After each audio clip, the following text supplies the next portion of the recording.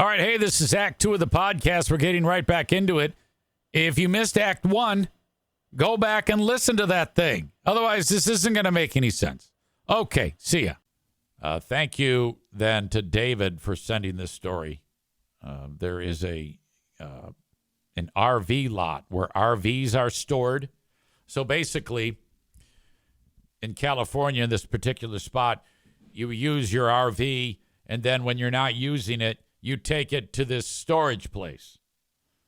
So there's 100 RVs there, and the homeless people, like locusts, descended on this lot and broke into the RVs and are living in them. I think there's a couple nuances to it. I'm going to get into this story. This pisses me off. California has really, really become a disaster area with that type of giving that much leeway to homeless people to just take over either a vacant house or a dwelling like a camper or an RV or something like that. And what was a fantastic place to live is absolute shit. A couple years ago when Pooh Bear and I visited Jeffrey, the guy I gave the kidney to, who's doing great, by the way. He's absolutely robust and healthy and happy, as am I. He lives in Venice. And I will never forget the main drag there that leads to Venice Beach. It's a road divided by a concrete median with trees, probably like 7 feet wide. For 1 mile from the beach inland, that median is all tents and tarps and drug addicts and needles and people shitting in the street. I'm not kidding you. It's so bad. Oh, my God. So bad. Scott is here. Scott gave a kidney as well. Right about the time that there was a story in the news locally.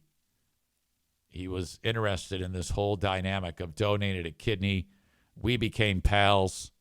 Here he is right here. He did go through with it. He gave this lovely lady, Amy, is that her name? A kidney, and she's thriving. And Scott's doing great too. Love you. You did it. All right. Anyway, this is in California. And if I was in charge there, I would do everything in my power to turn the tide and put it all back to where homeless people don't have as many rights. They do not deserve anything because they destroy everything. Get these animals. I don't give a fuck where you go, but you can't stay here. Get the fuck out. To begin today at a luxury RV storage lot that really has been taken over by squatters. This is in the city of Industry. Mario Ramirez is live there with the very latest on this. Mario, good morning.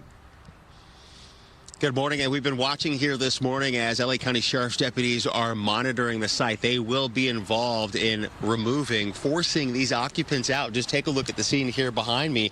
The property owner says it was months ago this RV storage lot was taken over by dozens of squatters breaking in and moving into luxury RVs as if they were the owners. You can see piles of trash out here. Fucking everything's trash. Well, he says it's led to. I mean, if you're gonna break in, can you at least have some type of respect for the surroundings, which you won't. You don't give a shit. Uptick in crime for the area. I like this guy raking. This guy's like trying to clean up the joint. Here. Look at all this shit.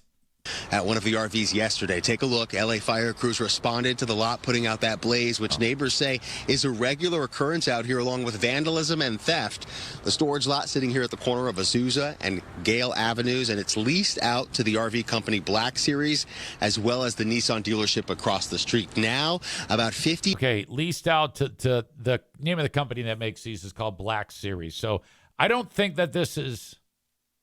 that people own these. Well, I take it back. There's a bike there. Maybe. Let's watch a little more. The RVs that are supposed to be vacant have been broken into and turned into a place to stay for the homeless. The property manager telling Fox 11 the man who bought 130 brand new campers left them here in the lot and hasn't paid rent in about 2 years. One of the occupants... All right, so that's the nuance.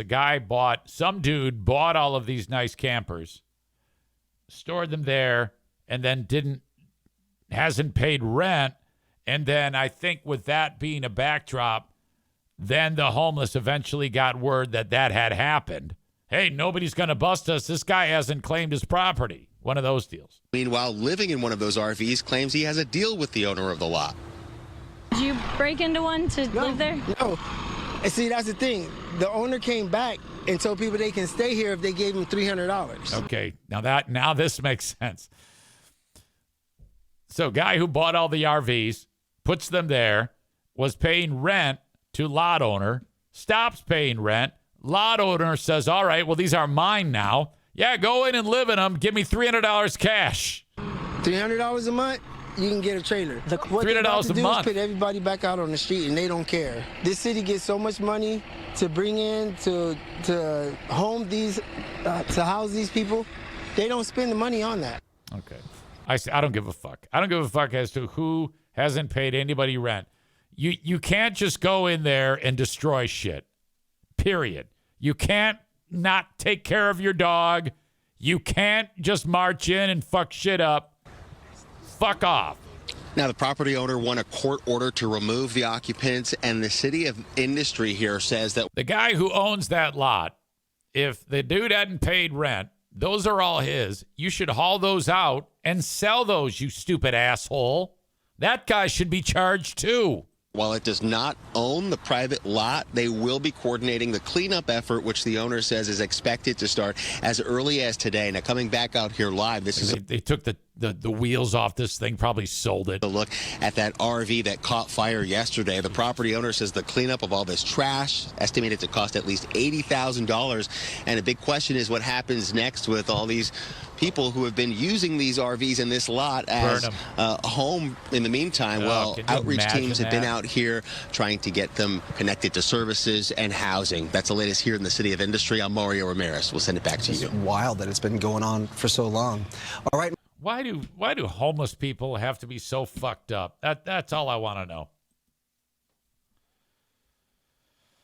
Oh, fuck. I mean, I don't have an answer, but it seems like more often than not, when the hand is extended, it seems like no one wants to actually help themselves. There has to be a give and take. It can't be all take. You know? This is a tough scenario to address. If you want to support folks that are down on their luck like that, what's that? There's a give a guy a fish and he gets to eat for the day. And if you teach a man to fish, he gets to eat for a lifetime.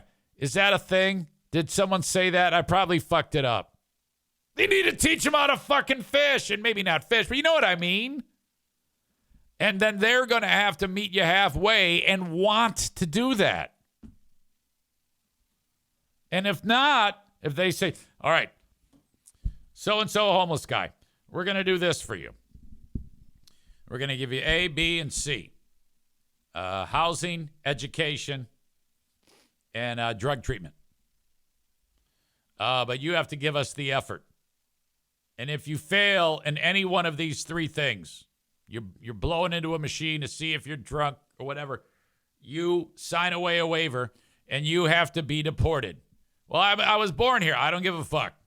This is something Trump should think about. We'll give you one shot, Mom Spaghetti, to turn your life around. Easy, first day in office, executive order. You either make something of your life, drug treatment, skill, and a home. We'll give you all those things. If you fail, you're out. We're going to put you on one of those planes with the Venezuelan gangs. We're going to take your fucking ass to El Salvador. Fuck you. Nick says, give a man a radio job, feed him for a day. Teach a man to podcast, feed him for life. Thank you. I think that's a goddamn great plan, by the way. All those people off the street. I mean, if we've got all this extra money, let's say you're Trump, you got all this extra money, FEMA's gone, the Department of Education is gone, all the meteorologists are gone, you're saving $1 billion a day, make it $5 billion a day. Cut more. Did you see the thing where at Arches National Park, one of the most beautiful parks in all of the United States, some of the most incredible sights you will ever see in the United States are at Arches National Park in Utah. Bleeding Heart Brian sent me this story. They don't have any employees there. There are no rangers. You can't even visit the park and talk and, do that. All those people have been fired.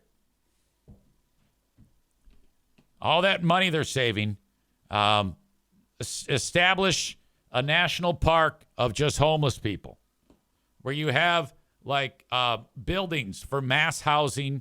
You have drug counselors. You have drug programs. You have medical facilities. You have skills training. You have blue-collar jobs, white-collar job training, and it's all paid for. And then let's say there's 10 million homeless people in the U.S., and 7 million of them go on to be productive, corrected, healthy taxpayers with jobs and careers. And the other 3 million losers, we get them out because they fucked it all up. One shot, mom spaghetti. I don't give a fuck if it's 1 million success, 9 million failures. Get them out. Matt says we should have a bounty on homeless, just like Florida does with pythons. Yeah, I don't think that can that'll work. I don't think that's productive at all to just shoot people. Donko says camps where they can concentrate.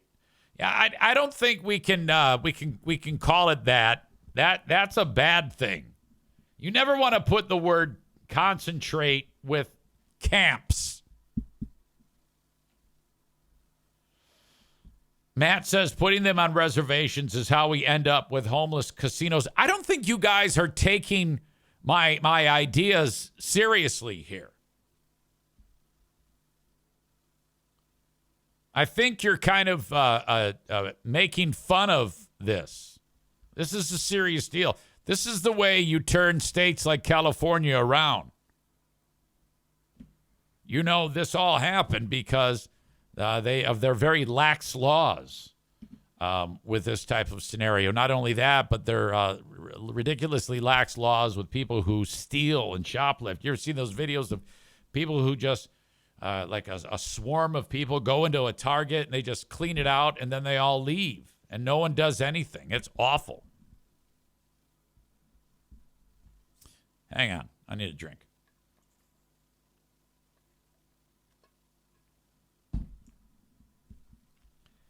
All right. By the way, that whole take I had earlier about veterans, it's one thing to do it here because everybody knows I'm fucking around. I'm probably going to have to do that again in my triple down on who are these broadcasters, which is probably going to, oh God, that's going to cause me so much backlash. I'm going to get so much backlash, and I'm here for it, frankly. Makes me happy. For the audience on Facebook and YouTube, it's time for you to leave. You must go to twitch.tv/Eric Zane Live. If you want the rest of the show, there's more show. You can get it. Go to twitch.tv/Eric Zane Live or download the Twitch app and search at Eric Zane Live, all one word. If you own a business or someone you know or love owns a business, have them reach out to me, especially in West Michigan. This is called local direct advertising. I can help you spread the word about your business. Small business, large business, you name it. I've got a spot for you on this podcast. I will make your dreams come true. Reach out on the Shoreliner Striping inbox, eric@ericzaneshow.com. Chris says this is an ad for an ad. Exactly. You'd be surprised at how effective this is when I remember to do it. All right. So there's that. Thank you, folks, on Facebook and YouTube. I am going to kick you out now. Irvine's Auto Repair, Grand Rapids Hybrid and EV brings you my Facebook and Twitch feeds. Thank you to them. How about this? The Grand Rapids Gold have a basketball game tonight and Saturday, and I want to see you there. There are 2 games left on the season. Go, and you will not be let down. You will have so much fun, I promise you. NBAGrandRapids.com is their website. Tickets are as low as $12 a pop, and you can get them at NBAGrandRapids.com. Tonight, there's $2 beers, $2 dogs. So definitely cost effective and a good time. Let's pack Van Andel Arena for these last 2 games. NBAGrandRapids.com. Outstanding action. The Gold are not making the playoffs this year. They lost their last game, unfortunately, but they're still very, very fun to watch. I love those guys. My Policy Shop Insurance, Frank Fuss. If you need information about obtaining insurance on healthcare.gov or the marketplace or Obamacare, those are all the same thing, by the way. You can do it on your own. That's something you can do. But why? It takes a lot of time, and it's easy to mess up. Have Frank Fuss walk you through it with just a phone call. Okay? People who take advantage of this type of insurance are people that are in between jobs. Perhaps they're self-employed, or perhaps the boss does not offer insurance. You still got to get insurance. Buyinsurancehere.com. That's buyinsurancehere.com. Go there, fill out the form. Frank will get a hold of you, and he'll take care of the rest. And it doesn't matter where you are in the U.S. You can take advantage of Frank's services at buyinsurancehere.com. That's buyinsurancehere.com. Thank you to the Mario Flores Lakeshore team of Van Dyke Mortgage, 231-332-6505. Buy now, refinance later from anywhere in the U.S. As we get closer to the tax deadline, I want you to think about tag accounting. We're getting down to it. Like, you got to get in touch with them ASAP and say, I know we've only got till April 15th, Troy, but I want you to do my taxes. Call from anywhere in the U.S., 616-301-9516, 616-301-9516. He won't let you down. Tag Accounting, tagcpa.net. All right, don't go anywhere. Your old pal, EZ, needs to go tinkle. Before I get to that, though, Big Shem is here. Looks to be a new name. What about support for local hockey referee appreciation? I'm guessing Big Shem might have had something to do with the referee appreciation game at Van Andel Arena. And how fun was that? I featured that clip on the Monday edition of the Eric Zane Show podcast. What a great group over there. Oh, I think I may have even read a comment of yours or someone that you know who said, EZ, we got to do more for this. And I honestly don't know that you do. It's so organic and fantastic the way it is. Since last year, when you did the referee appreciation game, and while I'm talking about it, I have to go back and just play the clip again because it was that outstanding. During last year's ref appreciation game, we did a similar type of thing. I did a similar video. In fact, it was exactly the same. And since that video, I have been looking forward to the day when you did it again just a handful of days ago. That's how great it was. And several times during this hockey season, I said to the powers that be, hey, when are all those folks in the referee jerseys going to be up in that section? Yeah, it's coming up. It comes up in the spring. Okay, great. And then when I sat down the other night and saw all the striped jerseys, I was like, fuck, yes. So then I'm like, well, when are they going to do the deal where they go and do the conga line and cheer on the refs in the gauntlet? Yeah, that's happening. When? So then I made sure that I was ready, and then this happened. This is how I picked it up. I just announced the end of the first period.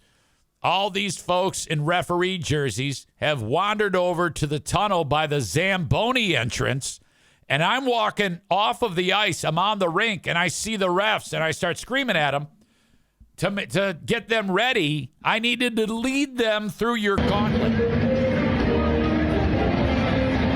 Hey, 94. That's his number. Are you aware of what's about to happen? This is my first time experiencing this. All right, hold on a second. Hey, wait up. Yelling at the other linesman and the other ref. You know what this is? I can see the black and white already. Okay, here we go. Let's go. All right, guys. Thank you.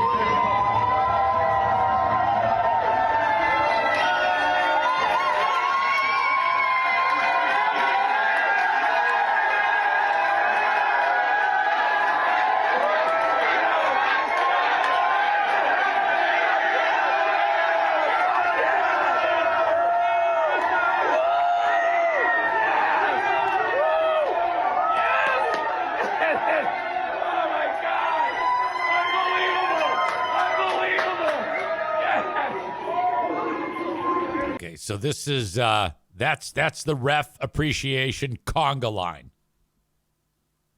My God, do I love that.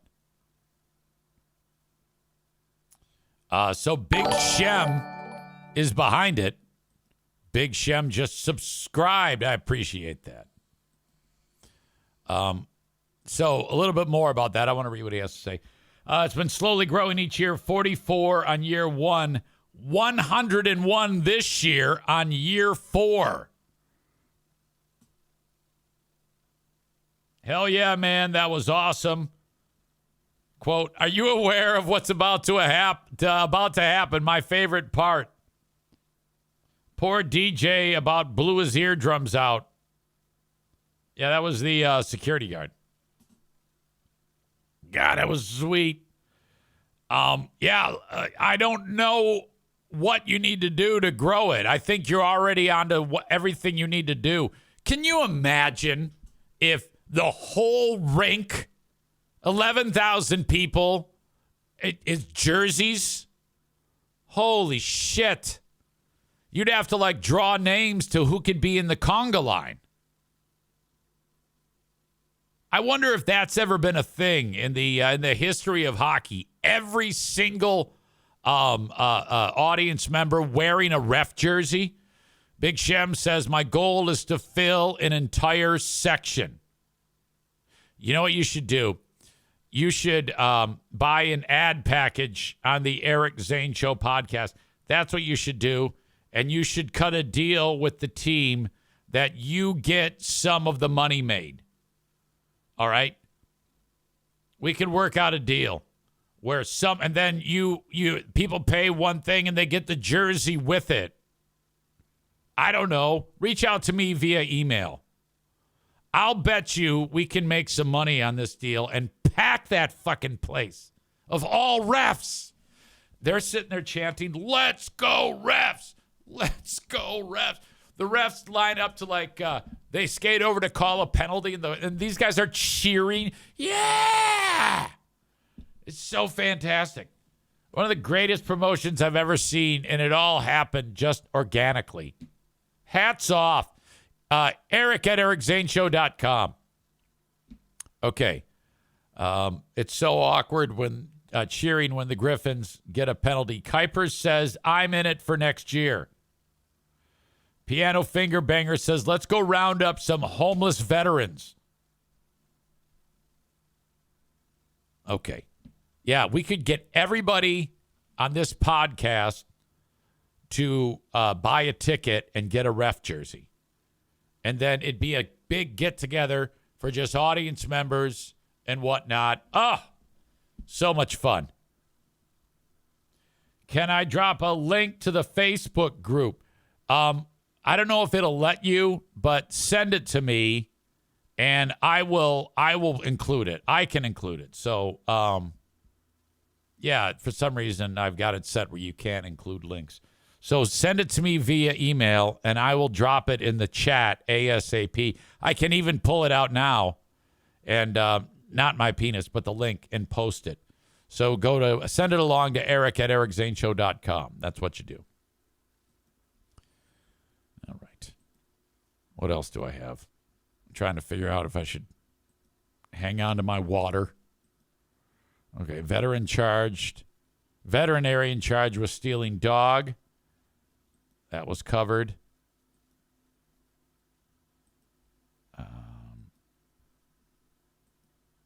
Anything I'm missing? Oh, yeah. We were talking about kidney transplants a little while ago. There's a story in the news that we have to get to on that. I'll get to that coming up. Big Shem says, I just sent it. That's good news. I can do this while you're here, because otherwise I might forget. I don't know if you know this about me, but I tend to forget shit. This is Jason. That's who that is. Let's get to the link. There you go. That is the Facebook group for Jason.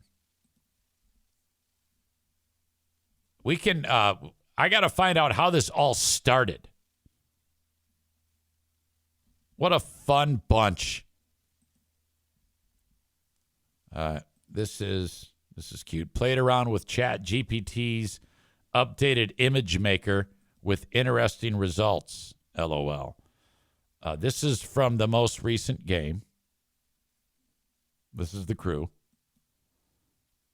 And Chat GPT did this. It looks like Simpsons type of artwork. Look what it did to the gray and green image. That's not too good. Why does Chat GPT do this? It'll see whatever you show it like this, but what comes out is kind of fucked up.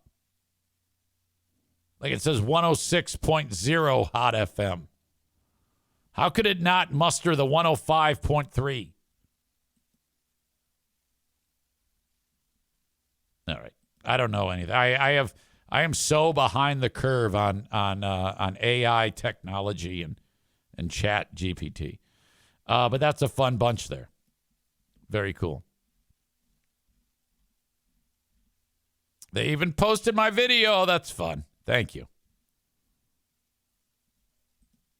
Here they are. I'll link this up in the show notes so you can see them all up there enjoying the game. You're right. We do need to fill up a whole section. Okay. Very good. Very good. I will be right back, ladies and gentlemen. Your old pal EZ has to use the boys' room. You hang tight, talk amongst yourselves, have a good time, and I'll be back. Oh, that's terrible. No fucking music. What an asshole. All right, no big deal. I have plans on Saturday for the annual EZ sorority house visit. It sounds weird, but so every year there is like, I guess, Father-Daughter Day at the sorority house that Madison is part of. And you go there, and what I've gathered about this is the dads drink with the girls, which, in my opinion, that's a recipe for disaster.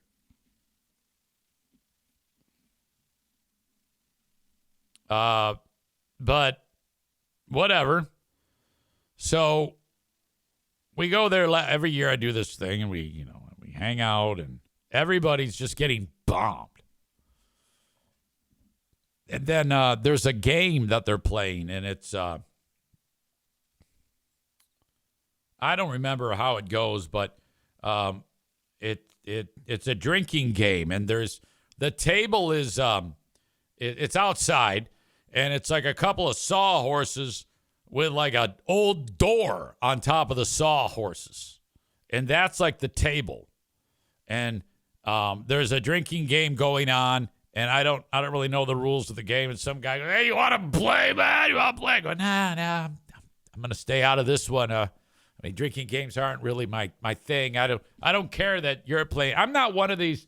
I'm not a guy who bashes people who play drinking games.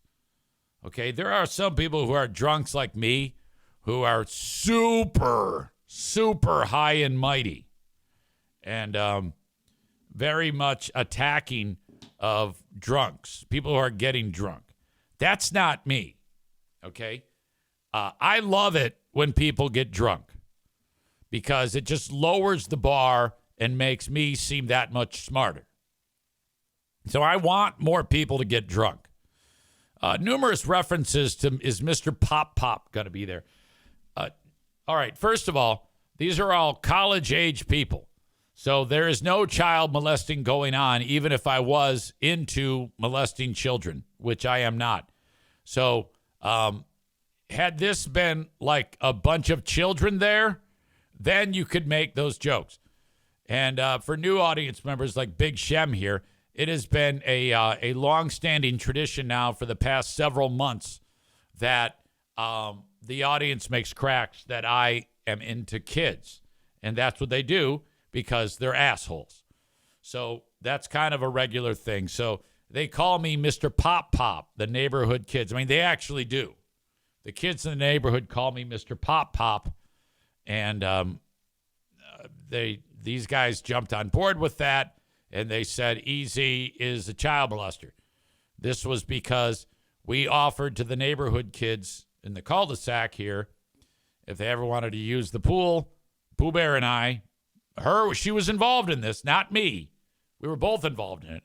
Said you can use the pool if your mom or dad is with you. That's it. Now, based on that, and then a neighborhood kid who wanted some money to mow the lawn, and I agreed to it, and I let him mow the lawn, and I helped him because he was a little buddy and he couldn't manage pushing the lawnmower. That's all that these sick fucks used as fodder to establish that I am a child rapist. Like this is a regular moment on this show that these fucks make these horrible comments about me, and there is nothing I can do about it. They seem to revel in it and enjoy it, and it is all I have to do is start going down a road, and it's here I am talking about the father-daughter thing at the sorority house, and they that's enough of a reference. Let's call Eric a child rapist again. So I have to put up with this shit all the goddamn time. You see, like Scott here, he has that horrible comment, grass on the field, play ball. You see, now he's the one you should be directing your aggression towards, not me. I'm not making those comments. Rebecca says, does Duke know about your affinity for kids? Nick says, EZ hates veterans but loves touching kids. Aram says, EZ offered up the information and we made him aware that he is creepy. Piano Finger Banger says, the lawn isn't the only thing he mowed. Bob says, the other day you also told us a story about you teaching kids how to properly use their rods. That's just stupid. Matt says you have to spill paint on kids because you can't jizz. Then he says, just kidding. You're not kidding.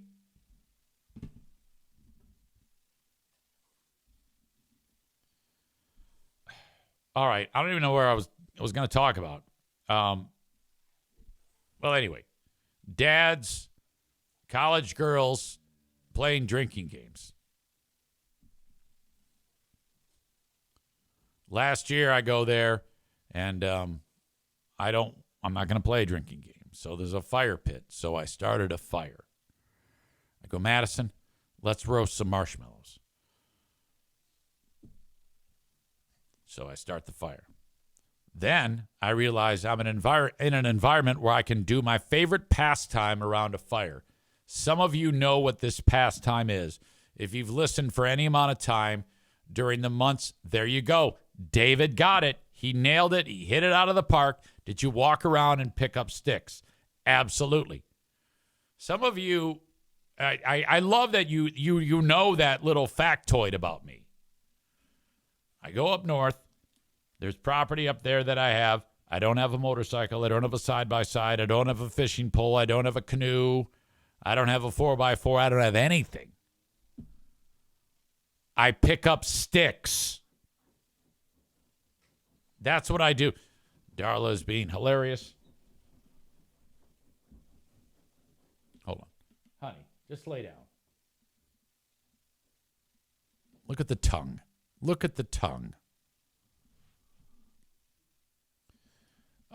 So that's what I did last year. I'm just picking up sticks, putting them on the fire. And Madison's just standing there looking at me. She goes, are you having fun? I go, yeah, this is great. Branjo says, before I quit drinking, one of my favorite things to do was pick up sticks in the yard and drink many cocktails. I'm telling you, this is awesome. There is nothing better than picking up sticks and not burning them and making your own little stick pile. And then you pick them all up and put them on the fucking fire at one time. Oh, God, it's great.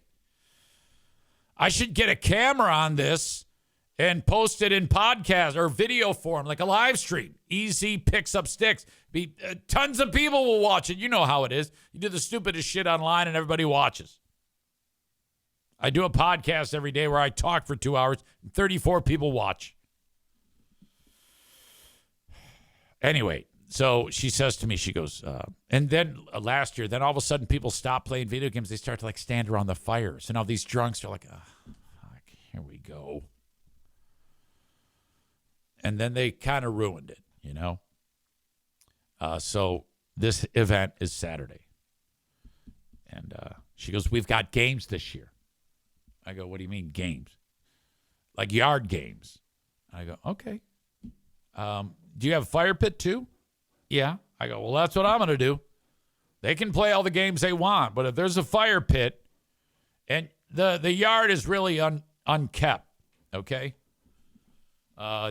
Typical college place. They like rent the sorority house, and then no one actually takes care of it. The paint's peeling, gutters are falling off, there's shit all over the yard. It's kind of a disaster.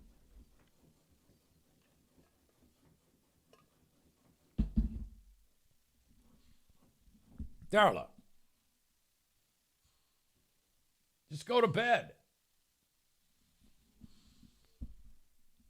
Speaking of kidney transplant, some guy in, I think, Ohio got one, and it didn't work out. And he's dead now. Nightmare scenario.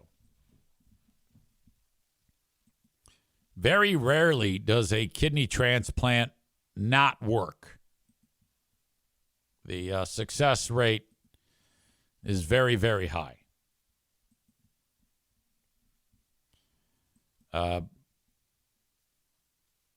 So this wasn't I don't think that this was a live donor. I think this was one like from the kidney pool of a person who passed away and had donated their organs. But I'm not 100% positive on that. That's a key thing of information. But I would assume that this was a harvested organ from a donor who had passed away. Dude gets his kidney. He's been waiting for extended time to get a new kidney. And finally, it's his turn to get the kidney. You know, that there's a long wait to get a kidney. And, if your kidneys have failed, you have to often, several times a week, or do it at home, go on a dialysis machine, which that removes all of the blood from your body, and then it's cleaned in a machine, and then it's put back into your body. And then as the toxins build up, you start to feel terrible, you got to go back and do it. It's a drag, man. And it slowly but surely kills you. At least your mental side of things. The dialysis machine keeps people alive, yes, but it takes a lot out of you. Poor Jeffrey, who I gave the kidney to, after the dust had settled and the kidney was in him and he was recovering, we're hanging out at that same trip that I went to Venice. He goes, did I ever tell you that I picked out my tree to hang myself? What? Because that tree right there, if this failed, or if for whatever reason it didn't work, or you couldn't be my donor, I was going to hang myself. I'm like, oh, shit, dude. Because he had been through the ringer. Oh. Anyway. So this guy in Ohio, it's finally his turn. The operation is a complete success. Okay? Except for the fact that the kidney they gave him was loaded with rabies. What? They put a rabid kidney into the dude. And this is going to be the biggest fucking lawsuit that you have ever seen or heard. The steps that they go through when it comes to the kidney pool, either a deceased donor or an alive donor, I mean, every box has to be checked. Everything. And obviously, some asshole, maybe at the end of the day, decided to just check all the boxes or some shit. And no one knows how the fuck it happened. Shit the bed. Cole says, did they get it out of a raccoon? No one knows. All they know is this thing was laced with rabies. And they put it in the guy and killed him. The University of Toledo confirmed Wednesday the transplant took at the University of Toledo Medical Center. The Michigan Department of Health and Human Services worked with the Ohio Department of Health and Centers for Disease Control and Prevention to investigate the case, marking the first human case of rabies in Michigan since 2009. God damn it. And it happened that way. There have been no reported human cases of rabies in Ohio since 1970. The CDC confirmed no one else is at risk. Well, no, the guy's dead. Jesus, talk about a scenario where, the family, talk about joy to sadness. Oh, my God, we got the kidney. Oh, the surgery was a success. Hey, he looks fucked up.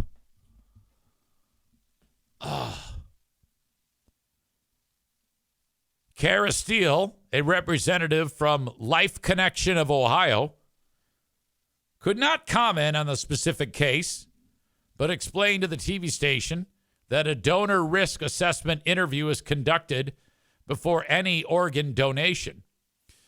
Well, there's a lot more than just a donor risk assessment. Coming from the living donor world, I had probably the most thorough medical exam on every aspect of my system. Every system that exists on my body was investigated thoroughly by a team of physicians for several weeks. And many, many meetings were conducted to determine the viability of one of two kidneys in my body. It wasn't until all of those things were determined to be green lit that this could take place. The same processes are supposed to occur with a deceased donor. She wrote, it gathers a potential donor's comprehensive medical and social history on top of a physical assessment and lab work to ensure the safety of organs for transplantation. See, they're not even suggesting here whether it was a live donor or a dead donor. We don't know. That's very important. Steele said if an organ procurement organization received word from a transplant center concerning any recipient issues, the organ procurement organization would reach out to additional centers that transplanted other organs from a donor hero to see how far their recipients are doing, then report back.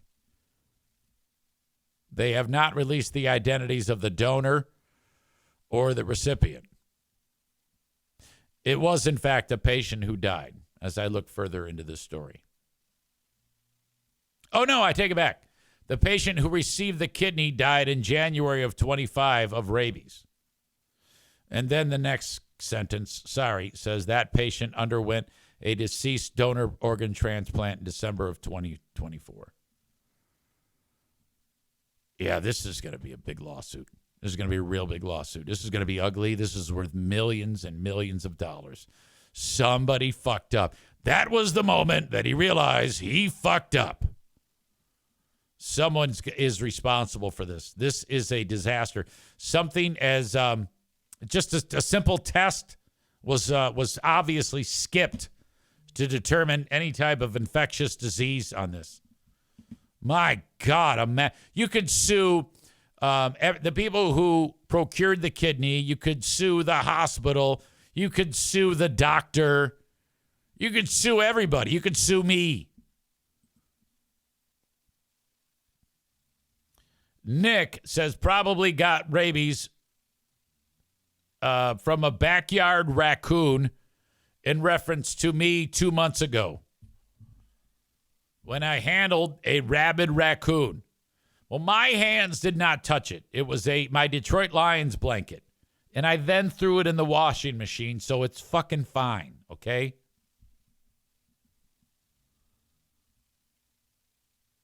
Matt says, I didn't know Ohio had hospitals. Hard living line state for sure. Cole says, let's see. Big nose, dick doesn't work. Overall, major pussy, but we can use his kidney. Nick says, you brought the rabid kidney into the house. I walked through the house from the backyard, through the mudroom, into the garage. I didn't set it down and go coochie coochie coo, asshole. And the carpet that it drooled on, the dog licked it up. It's totally fine. I'm kidding. The dog didn't do that. I got to pull a free beer on that one. I could not believe that story. What a catastrophe. Folks, I am available on Cameo. You can sign up at cameo.com/Eric Zane. Still waiting to hear from Molly. It costs you $20. Asshole of the day. Yesterday, I wrote all veterans. The asshole of the day is brought to you by TC Paintball. Online at tcpaintball.com.